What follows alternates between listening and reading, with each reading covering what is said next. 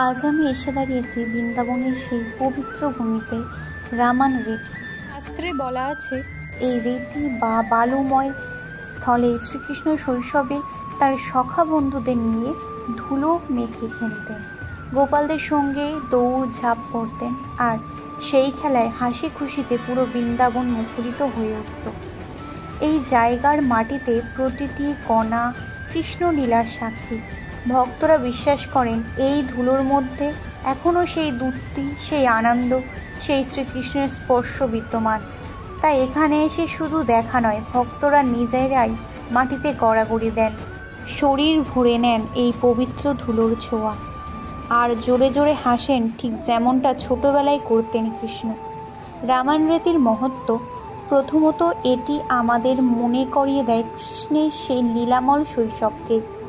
দ্বিতীয়ত ভক্তরা বিশ্বাস করেন এই পবিত্র ধুলো শরীর ও আত্মা উভয়কে শুদ্ধ করে। তৃতীয়ত এখানে এসে ভক্তরা অনুভব করে ভক্তির আনন্দ, যেখানে কোনো ভেদাভেদ নেই, কেবল কৃষ্ণের প্রেম। বৃন্দাবন মানেই শুধু মন্দির নয়, শুধু ঘাট নয়, এটা একটা পবিত্র বনভূমি। আগে পুরো বৃন্দাবনে ভরা ছিল নানান প্রাণী, হরিণ, ময়ূর, পাখি আর শান্ত অরণ্যের সুরে। কথিত আছে যখন শ্রীকৃষ্ণ গোপাল বন্ধুদের নিয়ে গরু চড়াতেন, তখন বনের মধ্যে হরিণেরা দৌড়াতো, ময়ূর নাচত, আর সব প্রাণী কৃষ্ণের বাঁশির সুরে থমকে দাঁড়িয়ে যেত। সেই সুরে হরিণেরা তাদের কোমল চোখ ভক্তি ভরে কৃষ্ণকে দেখত, যেন বুঝিয়ে দিত ভক্তি শুধু মানুষের নয়, প্রাণীরও। বৃন্দাবনের হরিণ আজও সেই শান্তির প্রতীক। এরা মনে করিয়ে দেয় বৃন্দাবন আসলে শুধু একটি শহর নয়, এটি একটি জীবন্ত বনভূমি, যেখানে প্রতিটি প্রাণী কৃষ্ণ প্রেমে ভরা। তারপর আমরা চলে গেছিলাম নন্দরাজার বাড়িতে। এটি অবস্থিত নন্দগাঁওতে। এখানেই শ্রীকৃষ্ণ তার শৈশব ও বাল্যকাল কাটিয়েছিলেন নন্দরাজা ও মা যশোদার স্নেহে। বর্তমানে নন্দভবন মন্দির পাহাড়ের উপর স্থাপিত, চারপাশে দারুণ প্রাকৃতিক দৃশ্য। নন্দরাজার বাড়ি বা নন্দভবনে আছে 84টি স্তম্ভ। এই 84টি স্তম্ভ প্রতীক ভক্তি ও কৃষ্ণপ্রেমের মাধ্যমে মানুষ 84 লক্ষ জন্মের ঘূর্ণি থেকে মুক্তি পেয়ে শ্রীকৃষ্ণের চরণে পৌঁছাতে পারে। লোককথা ও ভক্তিগ্রন্থে বলা আছে বর্ষণা অঞ্চলের কাছে এক পদ্মপুকুরে একটি অপূর্ব সুন্দর কন্যা শিশুকে দেখা যায়। সেই শিশুটি পদ্মফুলের উপর ভেসে এসেছিল। তিনি আর কেউ নন, আমাদের প্রিয় শ্রী রাধারানী। বলা হয় রাজা বৃষভানু ও রানী কৃত্রিদা তখনও নিঃসন্তান ছিলেন। একদিন রাজা পুকুরের ধারে গিয়ে দেখলেন পদ্মের উপর ভেসে আসছে এক দিব্যকন্যা।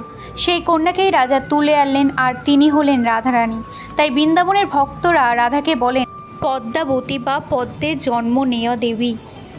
তারপর আমরা চলে গেছিলাম বৃন্দাবনের সেই কুঞ্জে, যেখানে ঘটেছিল ভক্তির ইতিহাসের সবচেয়ে অলৌকিক ঘটনা, রাধারানী আর শ্রীকৃষ্ণের বিবাহ।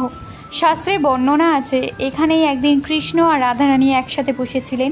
চারপাশে ফুটেছিল অসংখ্য পদ্মফুল, বাতাসে ভাসছিল তুলসীর গন্ধ, আর পুরো বৃন্দাবন মুখরিত হচ্ছিল কৃষ্ণের বাঁশির সুরে। ঠিক তখনই দেবলোক থেকে নেমে আসেন ব্রহ্মা, সৃষ্টির কর্তা। তিনি রাধা ও কৃষ্ণের প্রেম দেখে মুগ্ধ হলেন। আজও বৃন্দাবনে এই কাহিনী ভক্তদের হৃদয়ের বেঁচে আছে। ভক্তরা বিশ্বাস করেন রাধাকৃষ্ণের গান্ধর্ব বিবাহ ছিল না শুধু একটি ঘটনা, বরং এটি ছিল ভক্তির পরম শিক্ষা। কৃষ্ণকে পাওয়া যায় নিঃস্বার্থ প্রেমে, শুদ্ধ ভক্তিতে।